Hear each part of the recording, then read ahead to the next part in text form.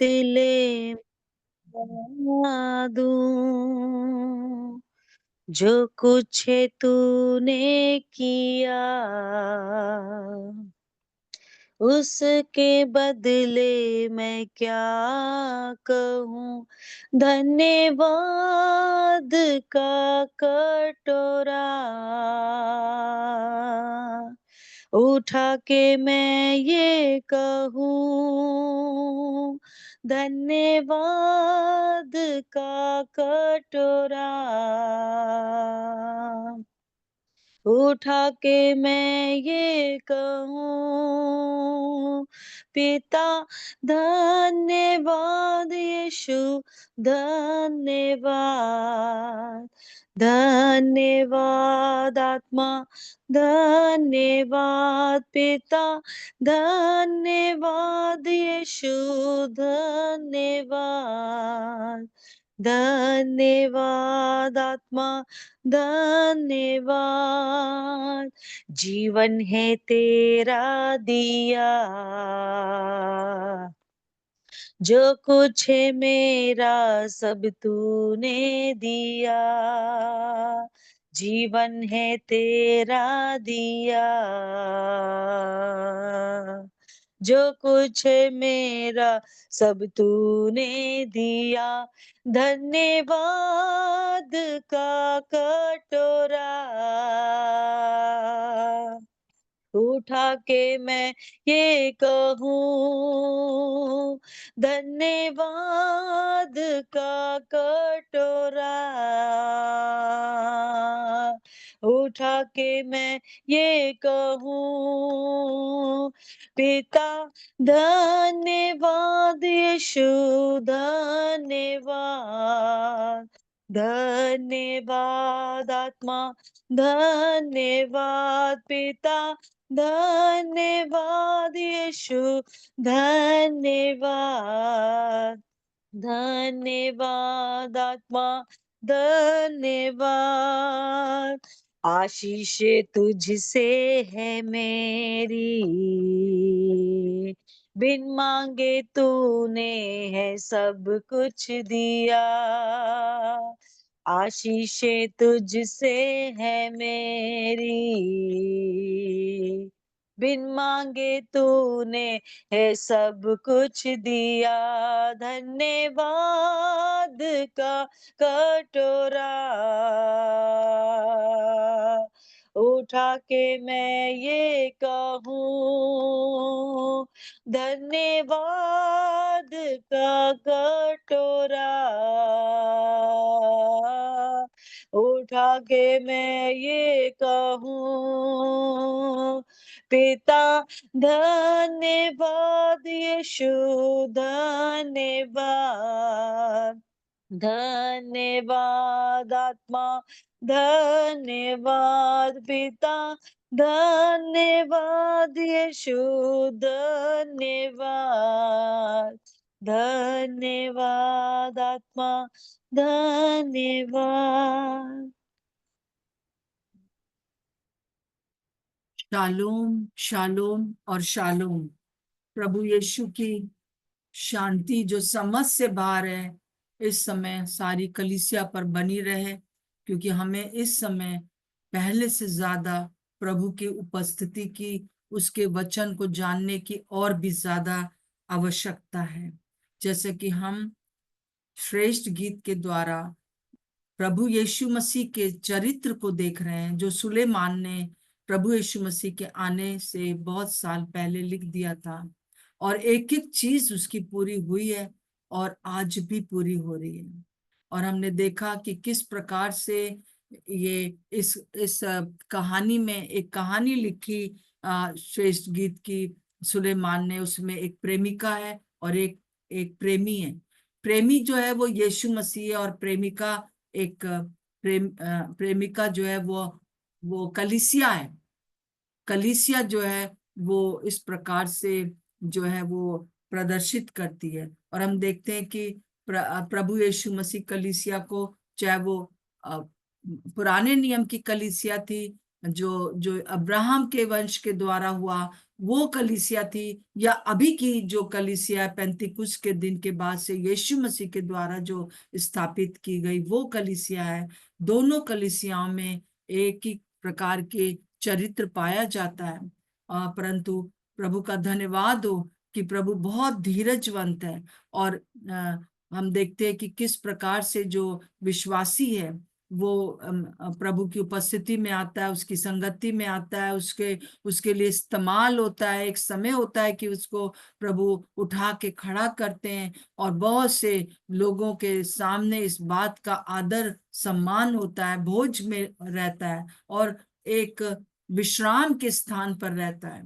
परंतु हम देखते हैं कि जब वो आगे के लिए उसको उठाना चाहता है कि मेरे साथ मेरे वो भी उन लोगों को जो है वो प्रभु के बारे में बताए जो कि अभी बाहर है, तो क्या होता है कि वो उसको मना कर देती है और फिर वो भूल खो जाते हैं दोनों। ऐसा लगता है प्रेमिका को कि वो उसका प्रेमी खो गया है, वो चला गया है, परंतु ऐसा होता नहीं है। जैसे ही वो एक बार कहती मैं उसको ढूंढूंगी, और वो उसे फिर मिल जाता है।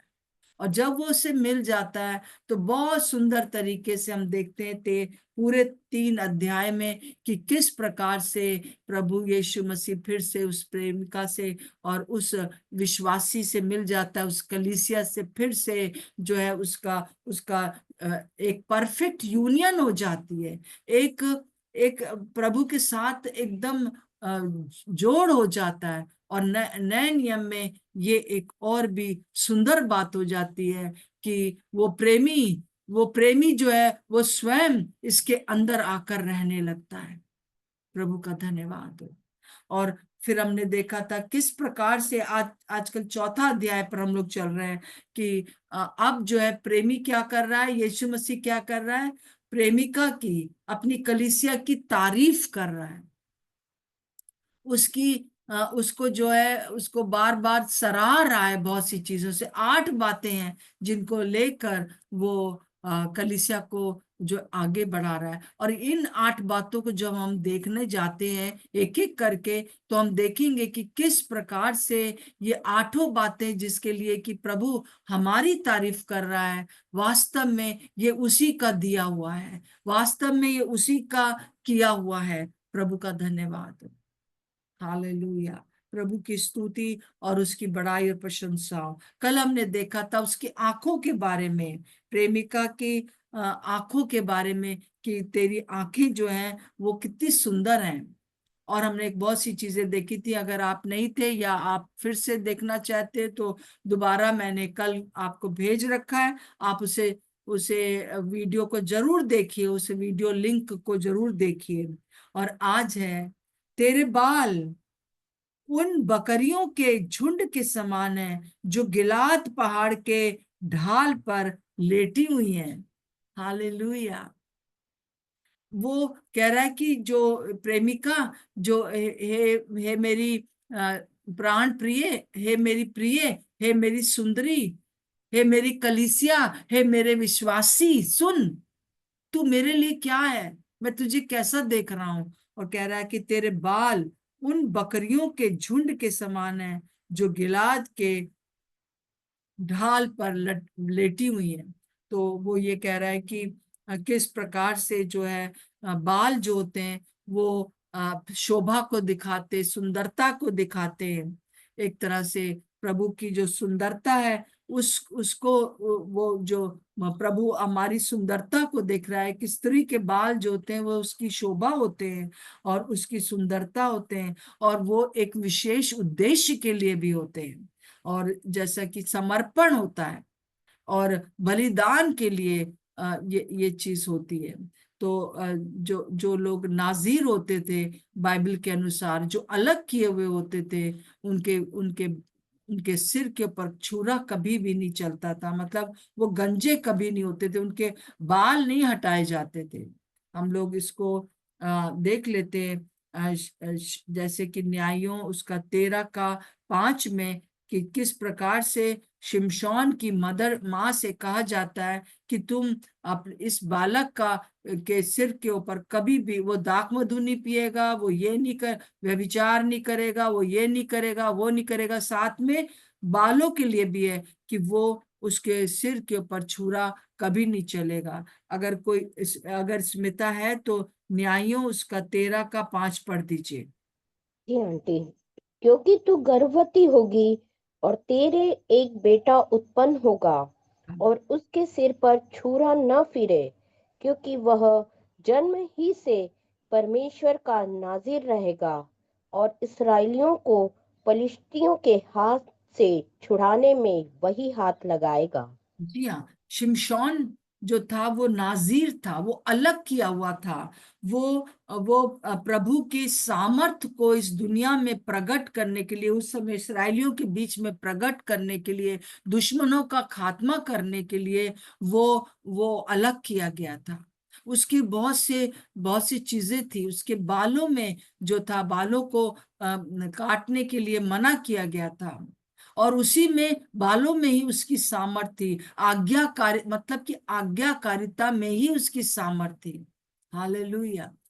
और हम इस चीज को बहुत अच्छे से जानते हैं कि जो बाल होते हैं वो न केवल शोभा और सुंदरता को दिखाते हैं, परंतु समर्पण को भी दिखाते हैं।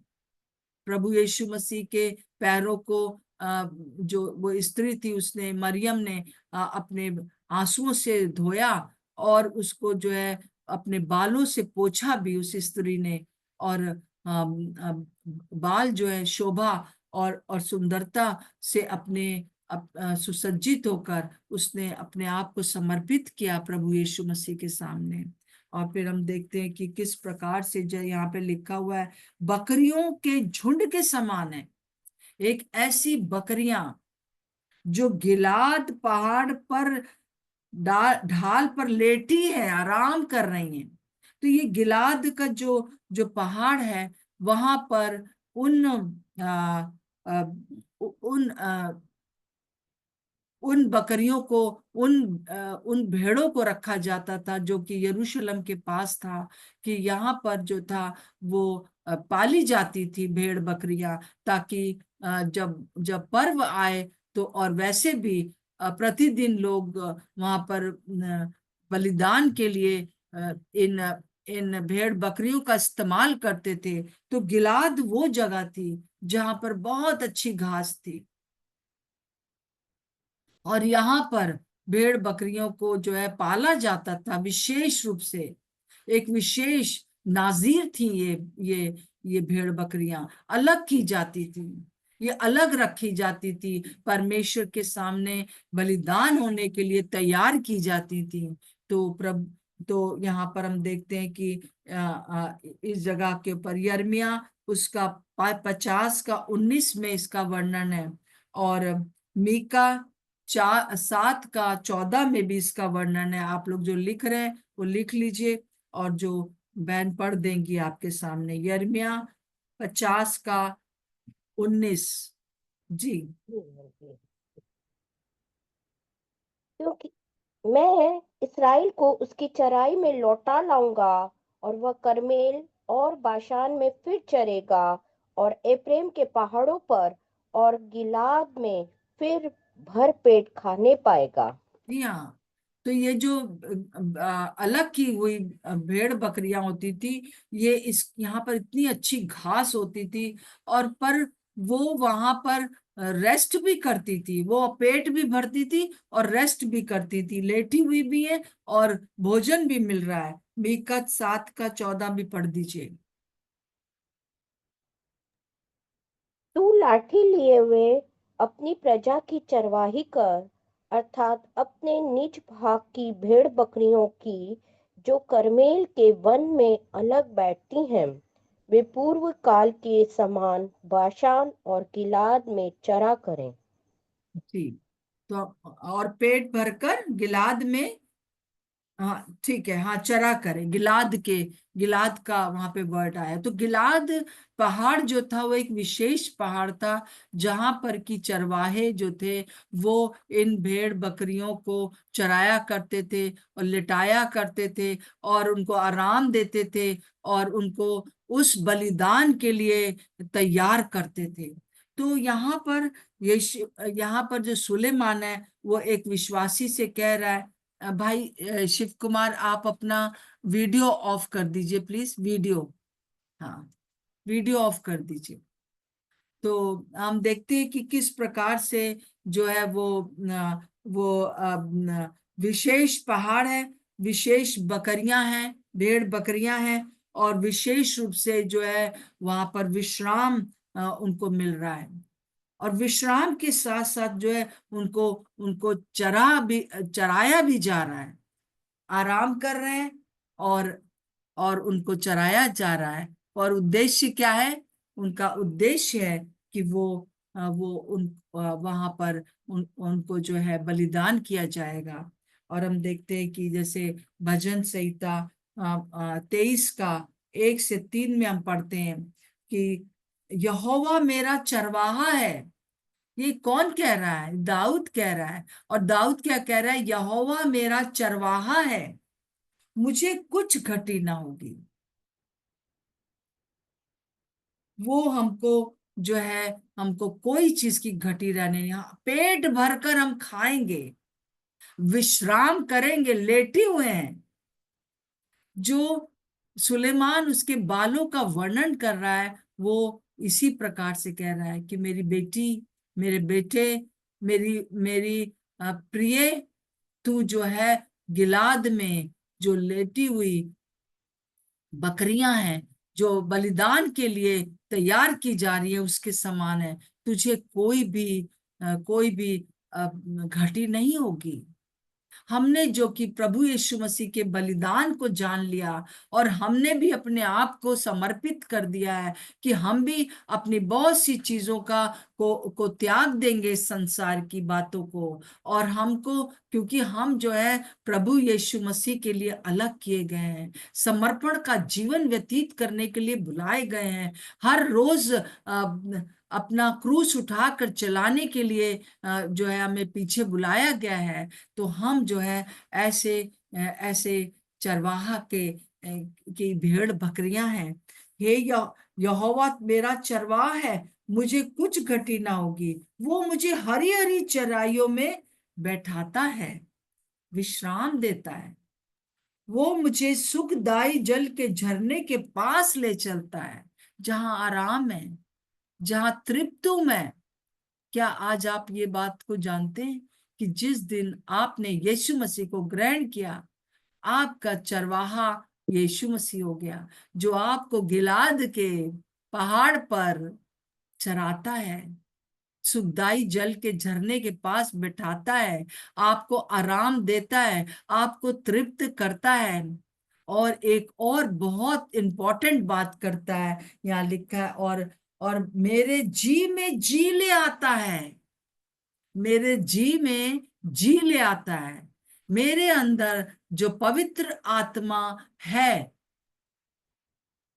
और परमेश्वर का आत्मा, दोनों जी हैं। मेरा आत्मा भी जी है और मेरा जो प्रभु है उसकी आत्मा भी जी है। वो जी में जी ले आता है। हालेलुया। एक परफेक्ट यूनियन को दिखाता है। तेरे बाल भी जो है मुझे तेरे साथ परफेक्ट यूनियन को दिखा रहे हैं। बाइबल का कोई भी भाग जो है अलग थलग नहीं है, सब एक दूसरे से जुड़कर एक ही चीज का प्रचार करते हैं।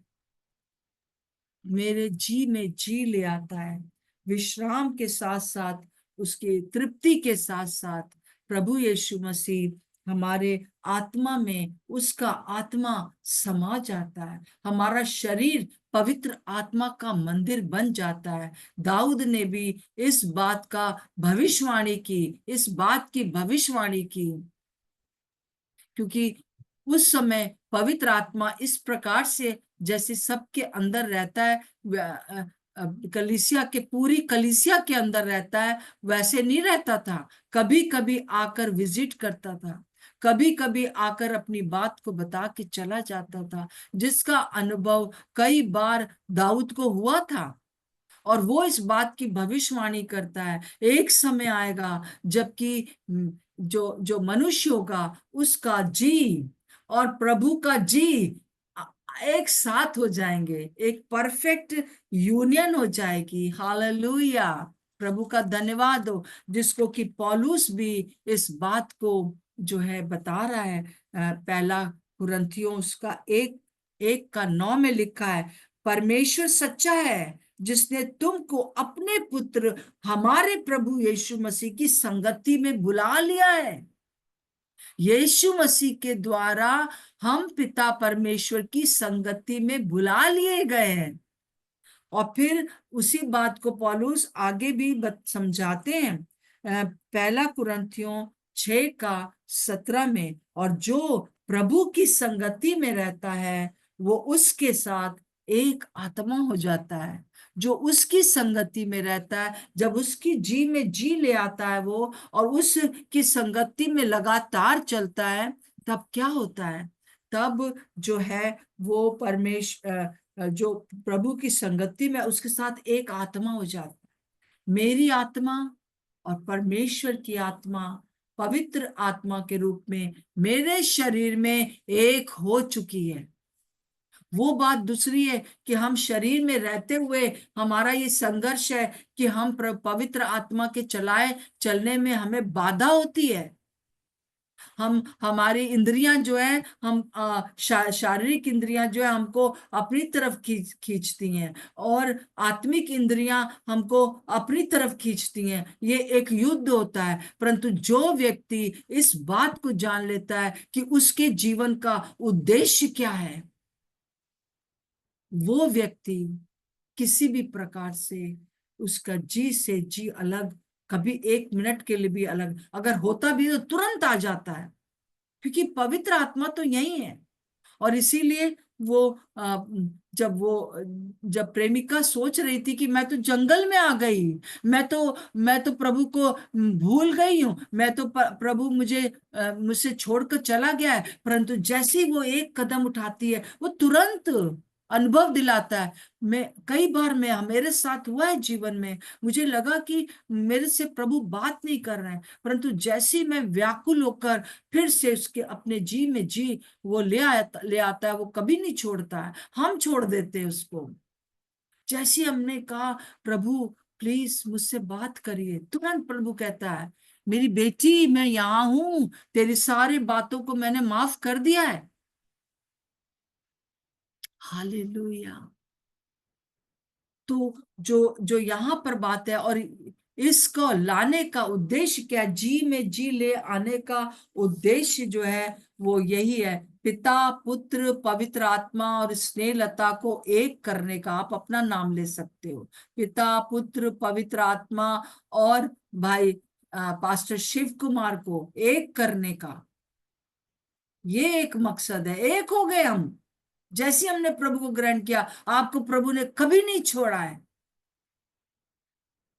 हम बल्कि संसार की चीजों में जब लग जाते हैं तो हम वो बातों को सोचते हैं और हमें लगता है कि अलग हो गए, परंतु प्रभु कहता है तेरे बाल उन बकरियों के झुंड के समान है जो गिलाद पहाड़ के ढाल पर लेटी हुई है।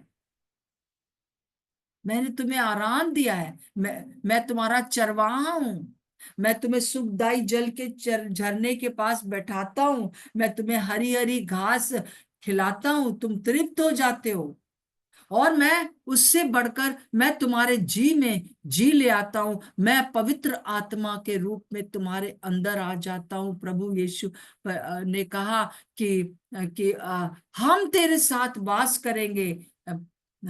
यूहन्ना उसका 14:23 में हम देखते हैं कि और हम तुम्हारे अंदर वास करेंगे। जो प्रभु यीशु मसीह को मान लेगा वास करेंगे हमारे जी में जी। और उसका कारण क्या है कि हम भी अपने आप को समर्पित करेंगे। पहले ये प्रेमिका प्रभु को समर्पण नहीं करना चाह रही थी, बलिदान नहीं करना चाहती, सिर्फ आराम करना चाह रही थी, सिर्फ विश्राम करना चाह रही थी, प्रभु के चरणों में बैठकर सिर्फ घास खाना चाह रही थी, सिर्फ भूख उसकी खत्म तृप्त हो रही थी। बस इतना काफी नहीं है कि कोई हमको प्रभु के बारे में बताए, हम प्रभु के पीछे चलने लगे, हमें बड़ा आराम मिले, हम सारी बीमारियों से छुटकारा पाए। ज्यादातर लोग जो है इसी उसमें लगे रहते हैं, परंतु उससे बढ़कर एक चीज है जो कि यहाँ पर सुलेमान कह रहा है कि ये भेड़ बकरियां जो हैं वो गिलाद के उस पर है, गिलाद के पहाड़ पर है, जहां पर कि विशेष रूप से हर साल हर दिन के लिए ये भेड़ बकरियां तैयार की जाती हैं बलिदान के लिए। हम बलिदान के लिए तैयार किए गए हैं। वो बलिदान जो प्रभु यीशु मसीह ने दे दिया, हमें भी कह रहा है अब इस दीवार में से निकल कर चलिया, इस विश्राम गृह में से निकल कर चलिया। देख हम नीचे जाते हैं, प्रभु यीशु मसीह ने कहा हम यहीं नहीं रहेंगे इस पहाड़ पर, जहां पर कि जैसे मैं आपको बताती आ रही हूँ कि प्रभु का रूपांतरण हुआ और पतरस ने कहा अब हम यहीं रहते हैं क्योंकि बड़ा अच्छा है। परंतु प्रभु ने कहा नहीं, हम तराई में जाएंगे, वहां पर हम लोगों को इस सुसमाचार के बारे में बताएंगे कि एक है जो कि विश्राम देता है, एक है जो कि हमको तृप्त करता है, एक है जो हमारे जी में जी ले आता है। तुम क्यों भटक रहे हो इधर उधर? हमको प्रभु ने क्यों बुलाया? एक दिन हम भी भटक रहे थे, इधर जा उधर जा, ये पूज वो पूज, परंतु आज जो है प्रभु ने हमको अपने जी में जी लाने के लिए बुला लिया। किसी ने उठकर हमको प्रभु के बारे में बताया, और प्रभु अब हमको भी चराता है, हमको भी सुखदाई जल के झरने के पास बैठाता है। ये बकरियों के समान हम भी पहाड़ पर लेटे हुए हैं, परंतु उसका उद्देश्य यह है कि हम तराई में उतर कर जाएं, और भले ही अपने आप को हमें बलिदान करना पड़े, दूसरों के दूसरों के पापों के लिए ये बकरियां बलिदान करती थी। आज हमें भी प्रभु यीशु मसीह के समान क्रूस उठाकर उसके पीछे चलने के लिए ये आज के जो जो जो मैसेज है ये प्रभु बता रहे। हालेलुया। मेरे प्रियो, इस बात को समझे कि जब वो कह रहा है तब जब मैं इस बात को समझ के जाती हूँ कि प्रभु मुझसे क्या चाहता है, तो मैं भी अपने आप को बलिदान करने के लिए यीशु मसीह के समान बलिदान होने के लिए तैयार हो जाती हूँ। मैं और आप जो जो जो कलीसिया है, हम सुखदाई जल के झरने के पास बैठते, हमारी हरी चराइयों में चरते, और हमारे जी में जी वो ले आता है, ताकि हम सिर्फ अपने रेस्ट के लिए नहीं परंतु दूसरों के लिए हम तैयार किए जा रहे हैं यीशु मसीह के समान। और जिस दिन इस बात को हम समझ लेंगे, रात और दिन हमारा अपना अपना जीवन हमारा नहीं रहेगा, हमारे यीशु का रहेगा। और यीशु को क्या चाहिए? यीशु को आत्माएं चाहिए, वो उसका भूखा और प्यासा है, उसके लिए वही हरी हरी चराई है, और उसके लिए वही झरना है। प्रभु चाहता है कि हम उसको जो है ये सुख दे सके, कि हम उसको तृप्त कर सके पर आत्माओं को जीतने के द्वारा। पर हमको किसी ने डरा दिया, धमका दिया, हम बैठे हुए चुपचाप। परंतु यहाँ पर जो एक बहुत विशेष बात को सुलेमान उठा के खड़ा करता है कि तेरे बाल जो है, मेरी प्रिय, मेरी सुंदरी, तेरे बाल जो है वो बकरियों के झुंड के समान है, जो गिलाद के पहाड़ की ढाल पर लेटी हुई है, क्योंकि उन्होंने तुम तृप्त हो गई हो मुझसे। तुमको मैंने भूखा और प्यासा नहीं रखा है, तुमने विश्राम पाया है, लेटे हुए हो। परंतु इस विश्राम के पीछे एक बात है, मैं चाहता हूं कि तुम उस बलिदान के लिए तैयार रहो। हर दिन हमको क्रूस उठाना है, अपनी बेवकूफियों के कारण नहीं, परंतु यीशु मसीह के को तृप्त करने के लिए, यीशु मसीह को सुखदाई जल के झरने के पास बैठाने के लिए। उसका सुखदाई जल जल का झरना हमें दिखाई देता है क्रूस के ऊपर, जब उसने कहा मैं प्यासा हूं। उसका वो प्यासा है आत्माओं का, और आत्माओं को जीतना आसान बात नहीं है। हम जो प्रभु की सेवा करने वाले लोग हैं, हम जानते हैं प्रतिदिन अपना जीवन, अपना अपना जो प्राण है अपनी हथेली पर लेकर चलना पड़ता है। हाँ, वो भी हो सकते हैं आराम से, बस उस उस कोठरी से निकलना नहीं चाहते हैं जहां विश्राम मिला हुआ था, परंतु प्रभु उसको यहाँ पर इस बात के लिए पवित्र आत्मा सुलेमान को लिखवा रहा है कि मेरी भेड़ें जो हैं वो गिलाद के पहाड़ पर है।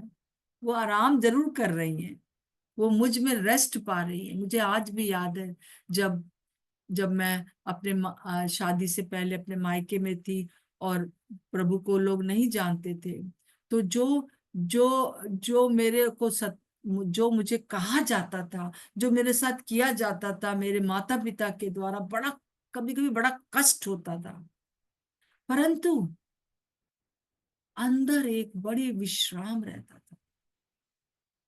एक कंप्लीट यूनियन प्रभु के साथ थी, एक प्रभु के साथ एक जी में जी रहता था। और वो चीज जो थी आज भी प्रभु का धन्यवाद हो कि हमारे जीवनों में रहना चाहिए, चाहे कुछ भी हो जाए, कुछ भी हो जाए। हम उस गिलाद के पहाड़ी पर हैं और हम बलिदान होने के लिए तैयार किए जा रहे हैं। दूसरों के पाप को क्षमा करने के लिए बलिदान किए जाती थी ये बकरियां, परंतु यीशु मसीह ने स्वयं बलिदान होकर हमारे लिए दाम चुका दिया। और अब मुझे और आपके लिए एक आवाज है कि मेरे लिए, तुम्हारे लिए एक उद्देश्य है मेरी बच्ची, मेरे बेटे, मेरी बेटी, कि तुम भी मेरे साथ क्रूस उठाओ, ताकि मेरी भूख को मिटा सको, ताकि मेरी प्यास को मिटा सको, ताकि मैं तुम्हारे जी में जी बना रहूं और दूसरों के जीवन में भी मैं प्रवेश कर सकूं, ताकि हम सब मिलकर उस स्वर्गीय स्थान में रह सके। धन्यवाद हो प्रभु के इस वचन के लिए। मैं खुद भी इन दिनों में प्रभु के इस वचन के द्वारा बहुत तृप्त होती हूँ। और प्रभु, जैसा कि हम अपनी थीम में चल रहे हैं कि यूहन्ना उसका 8 का 32 में, कि तुम सत्य को जानोगे और सत्य तुम्हें स्वतंत्र करेगा। हालेलुया। आइए हम स्वतंत्र होकर आगे बढ़े। हमारा जीवन अपने लिए नहीं है, परंतु हमारा जीवन समर्पण के लिए समर्पित है। ये बाल हमारे लिए समर्पित है उसके लिए। ये ये हम नाजीर हैं, अलग किए हुए हैं। हालेलुया। धन्यवाद प्रभु। बहन जया, अंत में प्रार्थना कर दीजिए। प्रभु जी, हम आपका धन्यवाद करते हैं, यीशु मसीह के नाम से आते हैं पिता परमेश्वर। प्रभु जी, आज की सुबह परमेश्वर पिता, हम सब परमेश्वर पिता आपकी उपस्थिति में है परमेश्वर पिता। और आज हम ये कहते हैं परमेश्वर प्रभु जी कि जिस काम के लिए परमेश्वर प्रभु जी आपने हमें बुलाया है परमेश्वर पिता, और जब हमने प्रभु आपको ग्रहण किया था तो हमने जो अपना जीवन समर्पित किया परमेश्वर प्रभु जी, और हमने ये वायदा किया प्रभु कि हम ये करेंगे, आपके लिए ये सेवा करेंगे प्रभु जी। और कई बार परमेश्वर प्रभु मुस्कुराहट को भूल जाते हैं प्यारे प्रभु जी, हम व्यस्त हो जाते हैं संसार की चीजों में प्रभु जी। लेकिन आज हम एक बार फिर से स्मरण करके कहते हैं परमेश्वर पिता कि आपने हमें जिस काम के लिए चुना है, बुलाया है और ठहराया है मेरे परमेश्वर पिता, एक बार फिर से प्रभु जी हम अपने कंफर्ट जोन से बाहर निकल के परमेश्वर पिता हम कहते हैं प्रभु हम उस काम को यीशु मसीह में पूरा करने वाले बनेंगे परमेश्वर पिता। हम आपका धन्यवाद करते हैं परमेश्वर प्रभु जी एक बार फिर से स्मरण कराने के लिए कि आपने हमें क्यों चुना है परमेश्वर पिता। धन्यवाद देते हैं प्यारे परमेश्वर पिता। और आपका वो जो काम परमेश्वर पिता हम में शुरू हुआ प्रभु जी हम धन्यवाद देते कि एक एक के जीवन से हम सबके जीवन से आप उसे पूरा भी करेंगे परमेश्वर पिता। हम आपका धन्यवाद देते प्रभु जी और ज्यादा प्रभु आप हम सबको तैयार करें उस जागृति के लिए उस बुलाहट के लिए उस काम के लिए जो अभी तक पूरा नहीं हुआ है प्रभु जी। और हम यीशु मसीह में आज कहते हैं प्रभु अपने काम को हमारे सबके जीवन से आप पूरा करते चले जाएं प्यारे पिता परमेश्वर प्रभु जी। हम धन्यवाद देते हैं प्रभु जी। और जैसे परमेश्वर प्रभु जी एक समर्पण था परमेश्वर पिता कि हम वो बाल कभी नहीं कटाएंगे प्रभु जी। आज हम भी अपने आप आज सुबह समर्पित होते हैं परमेश्वर पिता हम आपके काम के लिए प्रभु जी आपकी सेवा के लिए प्रभु जी उस बुलाहट के लिए आज के सुबह हम सब अपने आप को समर्पित करते हैं परमेश्वर पिता। आपका धन्यवाद करते हैं परमेश्वर प्रभु जी। धन्यवाद देते हैं प्रभु जी कि अपनी महिमा को हम सबके जीवन से लें परमेश्वर। और यदि कोई भी ऐसा कारण है हमारे जीवन में परमेश्वर पिता जो रुकावट लाता है परमेश्वर आपके काम को पूरा करने में आज की सुबह वो सारी रुकावटें यीशु के नाम से दूर हो परमेश्वर पिता। आमीन। आपका धन्यवाद करते हैं परमेश्वर प्रभु जी। धन्यवाद देते हैं आपकी अगुवाई के लिए आपकी दया के लिए आपके अनुग्रह के लिए धन्यवाद हो यीशु मसीह के नाम से मांगते हैं आमीन। आमीन और आमीन। प्रभु का धन्यवाद हो आज के सुबह के लिए। प्रभु ने बहुत अद्भुत रीति से हम सबके सामने सब बातों को रखा है, इसको हम दोहराते रहें। और आपको मैं याद दिलाना चाहती हूँ कि आज फ्राइडे है, अब कल सैटरडे होगा। हम कल सुबह नहीं मिलेंगे, हम 2 बजे मिलेंगे। और मैं विश्वास करती हूँ कि 2 बजे की मीटिंग के द्वारा भी भाई अर्पण के द्वारा आपको बहुत सी चीजें सीखने को मिल रही हैं। एक उत्साह के साथ बैठिए और प्रार्थना करते रहिए हमारे लिए। और खास तौर से जो कॉन्फ्रेंस हम 3 से 7 जून को कर रहे हैं, आप लोग एक फैमिली के साथ आ सकते हैं और साथ साथ में अब जवानों को भी भेज सकते हैं। सो एक ये फैमिली और यूथ सम्मेलन हो रहा है। और मैं विश्वास करती हूँ कि जो मैं आपको प्रेरितों के काम के ऊपर बाइबल अध्ययन भेज रही हूँ उसको आप पढ़ रहे हैं। आप जरूर से उसको पढ़िए और उसके अनुसार इन दिनों में फिर से वो आग बरसा दे के लिए प्रार्थना करिए। क्योंकि प्रभु इस समय जो है हाँ एक बड़ी जागृति हमारे बीच में भेजना चाहते हैं हम सबके जीवनों में। तो हम उसके लिए जरूर से पढ़ते रहिए। और जो आपके ग्रुप्स थे, मुझे लगता है कि छोटे छोटे जो ग्रुप हमने बनाए थे वो कुछ तो चल रहे हैं परंतु काफी जो है वो बंद भी हो गए। फिर से रिन्यू करिए, फिर से उन वचनों को याद करिए और